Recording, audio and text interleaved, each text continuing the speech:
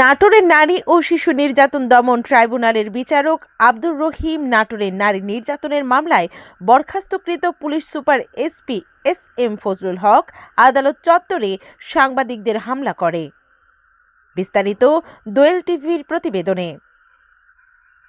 11 March মঙ্গলবার 2025 দুপুরে নাটোরের নারী ও শিশু নির্যাতন দমন ট্রাইব্যুনালের বিচারক আব্দুর রহিম নাটোরের নারী নির্যাতনের মামলায় বরখাস্তকৃত police super SP S M. Fazlul হককে জামিন না মঞ্জুর করে কারাগারে পাঠানোর আদেশ দেন।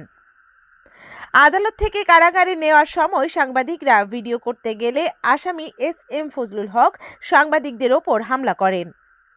এ সময় আদালত চত্বর এলাকায় উত্তেজনা দেখা দেয়। এর আগে তিনি উচ্চ আদালত থেকে 6 সপ্তাহের জামিনে ছিলেন বলে আদালত সূত্রে জানা যায়। মঙ্গলবার আদালতে হাজিরা দিতে আসলে তাকে জামিন না মঞ্জুর করে কারাগারে পাঠানোর আদেশ করেন নাটোরের নারী ও শিশু নির্যাতন দমন ট্রাইব্যুনালের বিচারক আব্দুর রহিম। পরে তাকে পুলিশ গাড়িতে তোলার সময় সাংবাদিকরা ছবি তুলতে গেলে সাংবাদিকদের ওপর হামলা করেন তিনি। পরে আদালত চত্বরে উত্তেজনা সৃষ্টি হয়। এর পরপরই সেনাবাহিনী ঘটনাস্থলে গিয়ে পরিস্থিতি নিয়ন্ত্রণে আনে।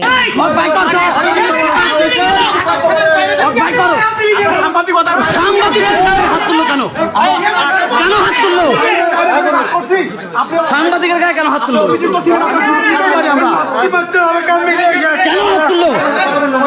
কেন হাত তুললো? আমরা কি সাংবাদিকতা নৈতিকতার বাইরে কোনো কাজ করেছি? তাহলে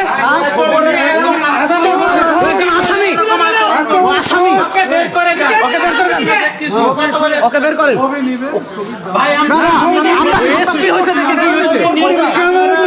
ক্যামেরার উপর কেন হামলা করলো? এসপি হয়েছে এর আগেও সাংবাদিককে হুমকি দিচ্ছে। আপনারা ভিডিও করে রাখছি, উনি যে আচরণ করতে বের করে দেন। ও যে আচরণ করছে, যেভাবে ছবি দেন আমরা সেইভাবেই নিচ্ছি। দেখেন কিভাবে করছে, বলিনি ক্যামেরা কেন হাত দিচ্ছে উনি? ক্যামেরা হাত কেন দিল? কেন হাত? তুই বের হ, তোর খবর আছে। ওই এসপি হয়েছে তো কি হয়েছে? ও নারী নির্যাতনের মামলা ঢুকছে। ওই এসপি কি হয়েছে? নারী নির্যাতনের মামলা ঢুকছে। ও অপরাধী, ও অপরাধী, ওই অপরাধী।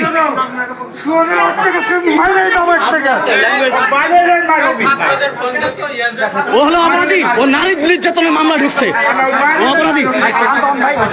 ওই এসপি সাথে কি হয়েছে? কিসের এসপি? ও আসামি, ও সাংবাদিকের গায়ে হাত দেয়। কিসের এসপি?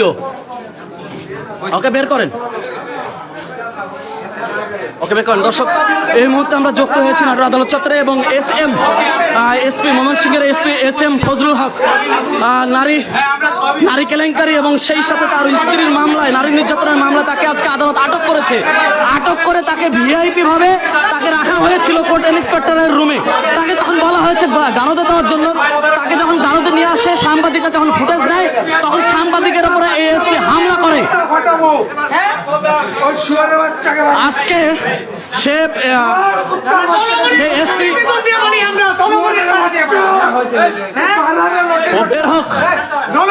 দর্শক, আমি আবারও বলি, এটা হচ্ছে এস.এম. ফজলুল হক, ময়মনসিংহের এসপি। তার নারী নির্যাতনের বিভিন্ন মামলা রয়েছে এবং সেই সাথে তার ওয়াইফেরও কিন্তু করা মামলা রয়েছে। তার সেই মামলা আদালত আজকে কারাগারে প্রেরণ করে। তাকে ভিআইপি স্টাইলে নাটোর কোর্ট ইন্সপেক্টর রুমে রাখা হয়। সেখান থেকে যখন তাকে গারদে প্রেরণ করা হয়, সেখানে সাংবাদিকরা ফুটেজ দিতে চাইলে সেই এসপি ফজলুল হক সাংবাদিকদের ক্যামেরার উপরে হামলা করে। আমি কাউসার হাবিব যুক্ত হয়েছি নাটোর আদালত চত্বর থেকে এই মুহূর্তে।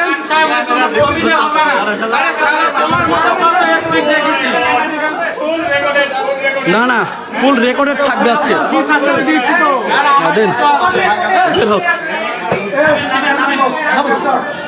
আপনি গরম দেন না। আপনি গরম নেবেন না। আপনি কেন গরম নিচ্ছেন? আপনি কেন গরম নেবেন? আপনি গরম নেবেন না। সে বের হোক, সে বের হবে, আসামি বের হবে আজকে। না, আসামি বের হবে, আসামিকে বের করেন। ময়মনসিংহের এসপি ফজলুল হক আসামি, সে একজন আসামি। সে আসামি নারী নির্যাতন মামলা সে ঢুকছে, তার ফুটেজ নেওয়া অপরাধ কি? তার কি অপরাধ? ফুটেজ নেওয়া সাংবাদিকের অপরাধ হাত তুললো সে ফুটেজ নেওয়ার সময়। উনি এসে ক্যামেরায় হামলা করে ওকে হ্যান্ডকাপ আর দণ্ডাবেরি পরা নিয়ে আসতে হবে, দণ্ডাবেরি। ওকে দণ্ডাবেরি পরাবেন। তাকে ভিআইপি স্টাইলে কেন রাখা হলো ইন্সপেক্টর রুমে? আপনি সেটা বলেন। ভিআইপি স্টাইলে কেন রাখেন? কেন রাখলেন ভিআইপি স্টাইলে? নারী নির্যাতন মামলার আসামি, ও নারী নির্যাতন মামলার আসামি। ওকে ভিআইপি স্টাইলে কোন কোর্ট ইন্সপেক্টর কেন রাখলো?